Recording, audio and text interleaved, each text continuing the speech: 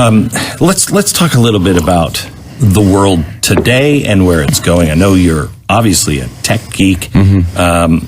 I'm really into futurists. I love I'm both terrified and thrilled about future technology, so I'd like to get into that with you. Okay, sure. But let's start with the world today. Ukraine, on fire, Putin, seemingly everybody in the media today screaming that we've got to go to war. What are your thoughts on all of that? Well, I approach this from a little different angle, and I have to go back to 2008, 2009, but 2019, when there was something going on in the reverse repo market. And I've done a lot of study. Glenn, there's nobody else. I've never met anybody. I know right where you're going. Reverse repo market? Yeah, in 2019, I love you. So, thank you for your book. I not only did I appreciate the book, I understood most of what was in it, pretty much all of it, and it was really nice for me to, The Great Reset is your book, to be reminded. But what I love the most is my wife took that book right away, and she gave it back to me with stuff highlighted. She loved it. She's like, I finally can put my arms around modern monetary theory. She's like, I finally understand what's happening. So, didn't that piss you off just a little bit? She living with you? No, that she was living with you, and you're like, I've been trying to tell you the whole. Well, she comes from such a different place and world, and our worlds melded so well together. And she's like, I had no ideas. I was happy. I was living a life. I watched the Today Show. I read People Magazine cover to cover, and she said, I had no. And also, and this is the sad part, she said, I really, and she's from Indiana. I really, truly believed our government meant well for us and would be protecting us. Now, for me, it was 15 years ago that I went, hold on a second, and I started to see some stuff, and I was like, something's going on here. I believe all of what we've witnessed in the past, well, really the past 50 years, but in the past 12 years is all financial problems. All of it. And whether COVID, doesn't matter where it came from, it was abused to shut down the economy because there's a huge balance sheet problem in the financial system, and it's global. Can you explain, because I can't, the reverse repo? You had part of that wrong. You had most of it right, but one part is wrong. I still don't get it. So, the banks are all basically bankrupt.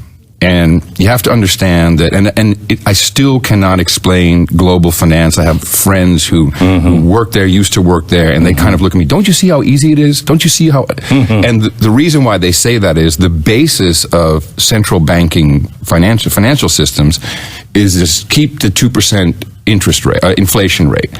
What that really means is we're going to try to only print 2% more money each year.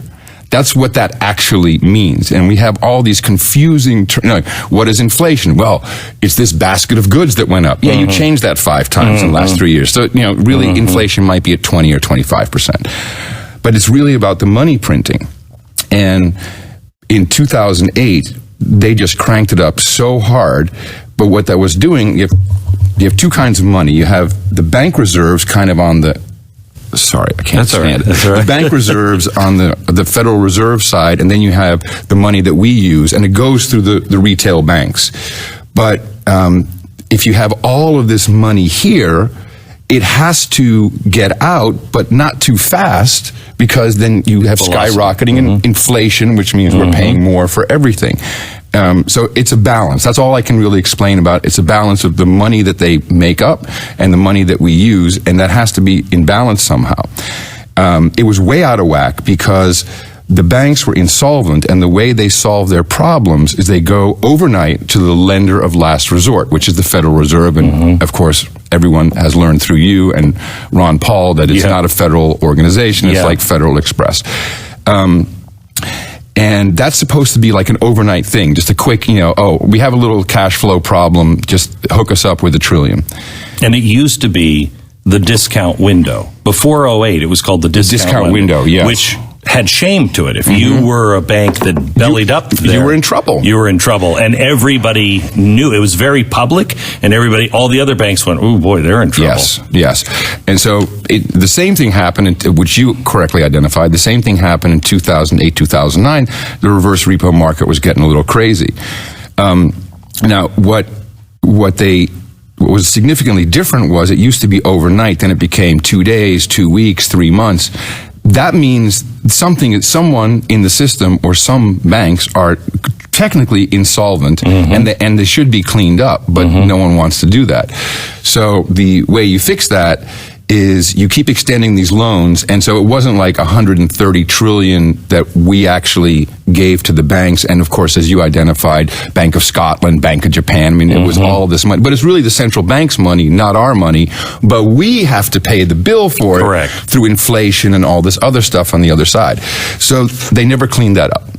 They stuck it in, they did quantitative easing and all these terms that basically mean we're getting rid of this problem by buying stocks and buying Apple and anything else, which kind of fueled the stock market and the big transfer of wealth. Everybody who had stocks made doubled their money, if not tripled their money.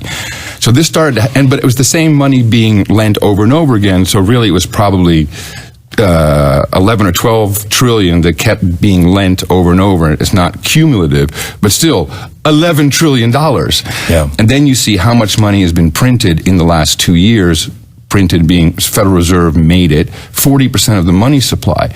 This has to get out, it has to go somewhere.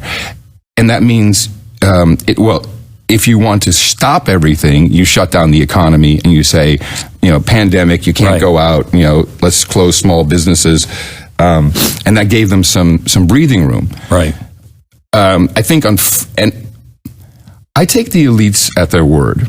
Antonio Guterres, the UN Secretary General, on January 21st tweeted the following: I have reached out to all the UN member states, and I have told them to prioritize the following 5 things. 1, tackle COVID-19. 2, transform the global financial system. What? Number 3, climate change. Okay, so now let's talk about climate change. And then the 4th is put the human being at the center of the digital universe.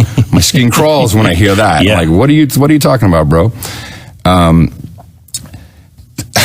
So transforming the global financial system is number 2 on the list, ahead of climate change. Right.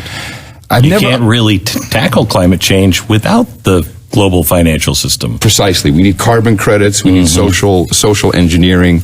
What I see happening is so illogical. We want to move to a carbon net zero by 2050. Now, anyone who has a brain will say, if we're taking away petroleum and oil and we're replacing it with renewables, doesn't that screw up the petrodollar? Well, because the reason why the dollar is the reserve currency is because we told Saudi Arabia, price it in dollars, everyone buys it in dollars, we clear those dollars through the New York Fed, through SWIFT, and if someone makes a problem, then we'll come in with our army, and if you try to sell in euros, Gaddafi, we'll come and kill you. And that's basically how the dominance has always been there. So clearly that's not aligned with the climate message. And enter the World Economic Forum, Klaus Schwab, the Fink, I call him the Fink, Larry Fink. These are people who are transforming our world in front of us. And so I openly. Yeah. Oh, no, this is the point. This is no conspiracy. They're telling you. So I Googled that phrase, transform the global financial system. Up pops GFANZ, which is the Geneva Financial Advisor Net Zero organization, headed by Michael Bloomberg, headed by Carney, the former Bank of England director. Fink is in there, the CEO of every single bank, Citi, JP, they're all in there. And there's a pledge. It's Glasgow, isn't it? The Glasgow, not Geneva? Oh, Glasgow, I'm sorry, yes. Okay. Sorry. No, thank you. Yeah. And I look at the pledge that they have in there, and the pledge says, I pledge that every deal I do, everything I do right now, will be to get us to net zero by 2050 or before. And I will not invest in anything that has to do with oil. So now we get to where we are today. So we have a Putin, Russia. We don't need to talk about what actually the history of that is. Kinetic attack, supposedly. It seems a little sketchy, all the stuff that I'm seeing. And we're hitting back with what? Financial weapons. Why? Why are we using financial weapons? I believe this is it, Glenn. I believe this is never let a crisis go to waste. This is the tipping point. We need to price energy so high, because that's the effect. That's the effect. Energy is going to be so high.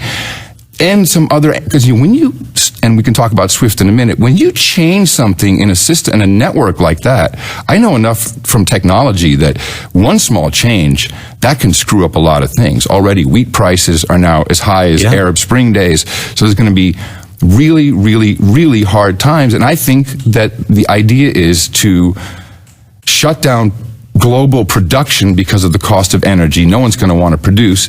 Go back home, sit at home, don't worry, we'll take care of you just like COVID. We're going to send you money. This time, though, not a check. This time, it's your Federal Reserve digital dollar. And then we're in deep trouble. And I don't think that's stoppable. I think that is unstoppable at this point. But I'm a doomer optimist, so I have ideas and solutions. You know, I have ideas. I am an optimistic catastrophist. I'm also a conspiracy therapist. So yes, I have a number of phrases. Yes.